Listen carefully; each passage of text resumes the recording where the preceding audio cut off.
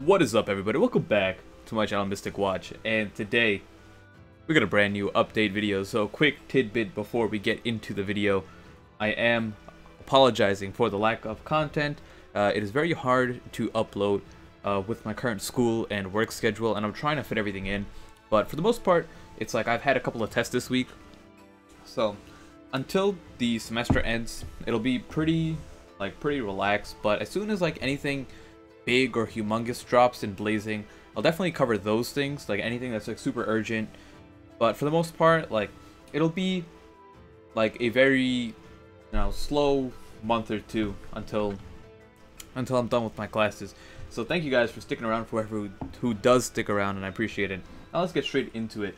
So starting off on global, what do we have? So I already went over anything that's on global now was out 1 week ago on JP, and the same thing going forward, right? So anything on JP now will be on global next week. If you guys want to know any of the global stuff, just be sure to check out last week's JP video where I go over it. So the two new limit breaks for the Blazing Fest units are Jubito and Pain. I go over their stats, I go over their, I briefly go over them, what I think about them, things like that. Long story short, Jubito is a very good limit break. Pain is okay. He was never that good to begin with. Still have the Edo Madara, but what the big thing is that is new this time around, it's not here. There we go. Is that you have the new Killer Bee, and well, okay, Anko is still here for another six days, but you have the new Killer Bee Impact, right? SS rank, go crazy, and the new Madara is boosted for this event.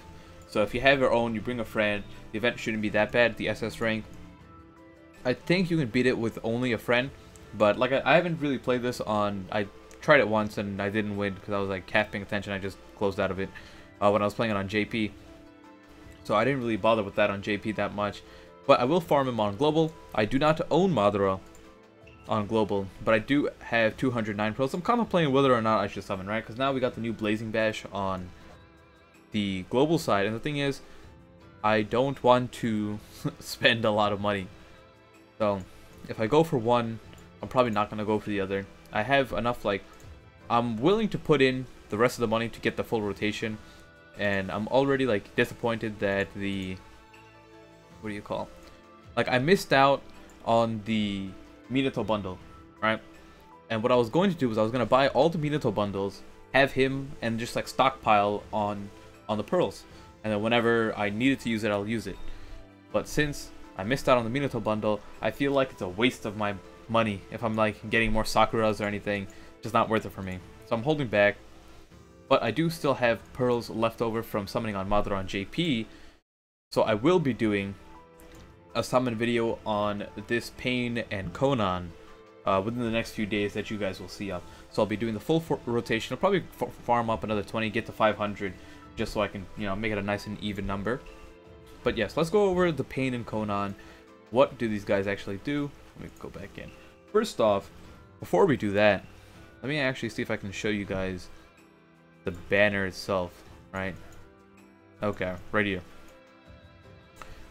So once again, just like the Kakashi and the Obito banner, it's going to function exactly the same way, where Kakashi and Obito were not featured at all, and you had a 0.127% chance to get them. You have a 0.129% chance to get these Pain and Konan. So I guess their logic for it is that it still doesn't make sense. They should at least be 1.7, and the reason I'm saying that is because, just listen, is that if they're going with this new style of 0.33% featured rates, they should at least make the Blazing Bash units half of that, so that both of them put together equal 0.33. This is even worse than that.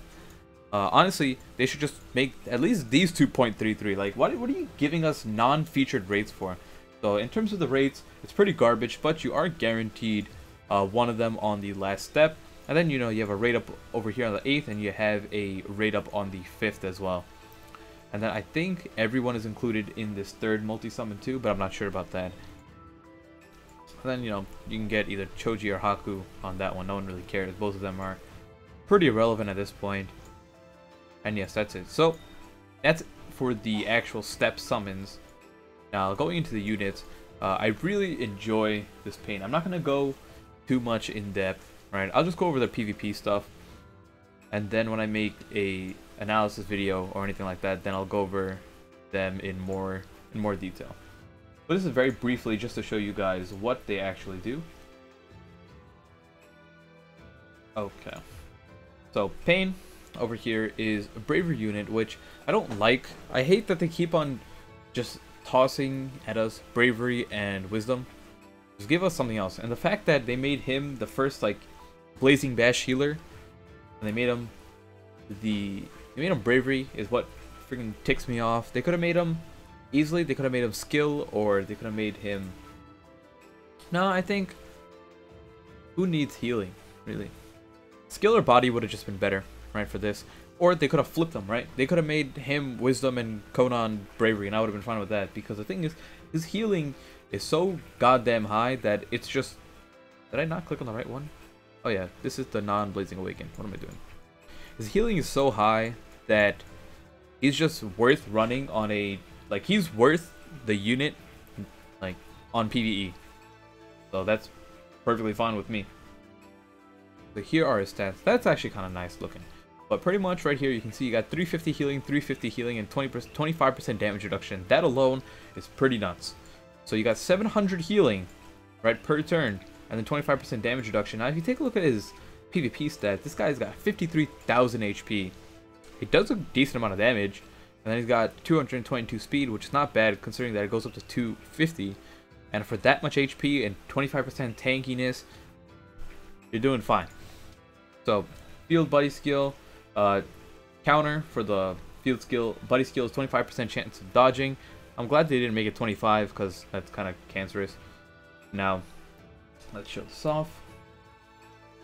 Jutsu boosts own attack by 50% for 7 turns, 4.6 times attack and bravery to one enemy, and restores 15,000 HP.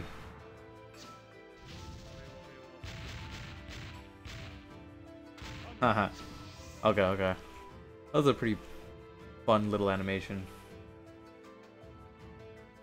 And then the ultimate, not that it matters, it's 16 times attack, knocks him back, restores 2 chakra. Not a big deal. I'm actually curious what the damage on the normal jutsu is. So 30, let's see. It's 33.24 in PvP with pills included. Now you gotta times this by 50%, right? Because the boost is always before, and then now you do times 4.6. He's doing 23,000 damage for 4 chakra while healing 15,000. If you got him fully duped, he's healing 20,000. Jesus Christ. 20,000. Now this is neutral damage, right? Now let's say you hit a wisdom unit, right? Yeah, you're hitting that wisdom unit. How much damage you doing? You're doing 34,000 damage. I don't know, like, that sounds a little absurd to me, okay? okay. Because when I made my tweet, I'm like, yeah, this guy's like, you know, a tank healer that also seems to one-shot a lot of units. So there you have it. There's Pain. Let's go take a look at Konan, and then we'll wrap things up there. I hate when I back out of the thing. Okay. Konan. Like I said, I'm just going to go over their PvP versions. I'll make separate videos on each of them, going over them. And if I manage to get both, I will be making individual videos on them as well.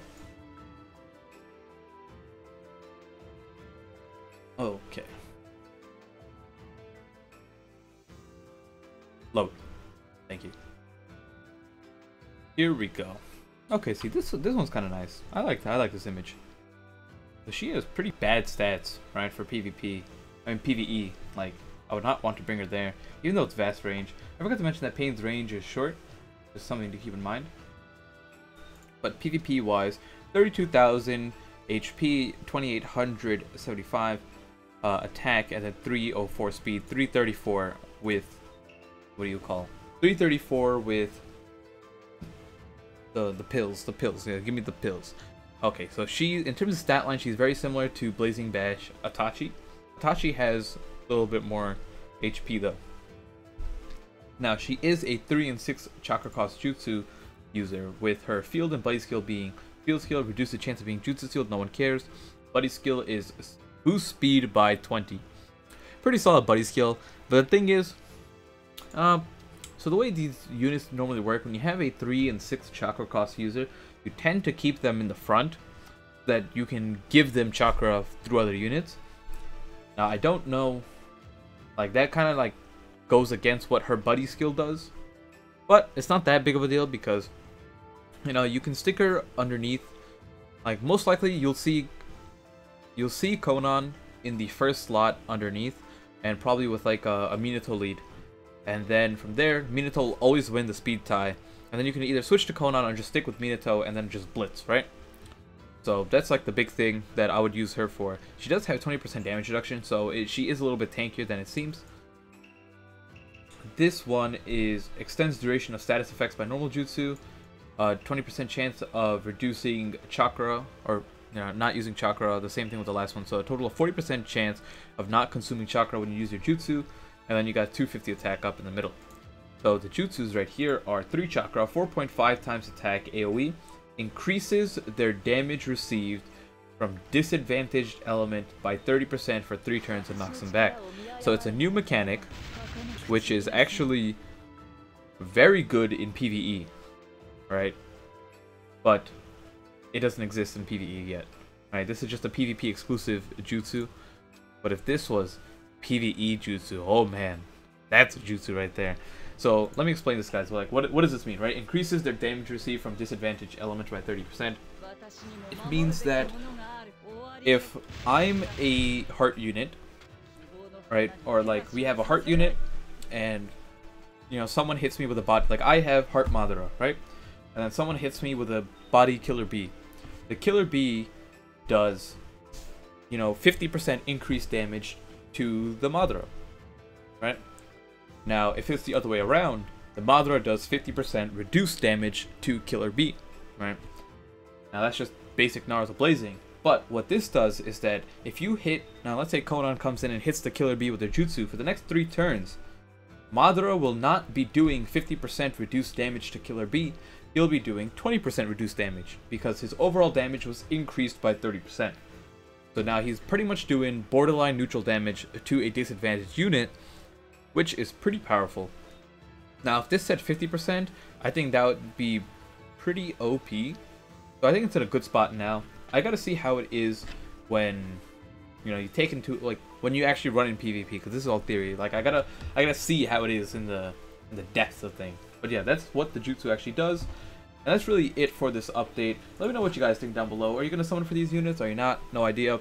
Either way, thank you guys for sticking with me till the end. Hope you guys enjoyed, and I'll see you all in the next one.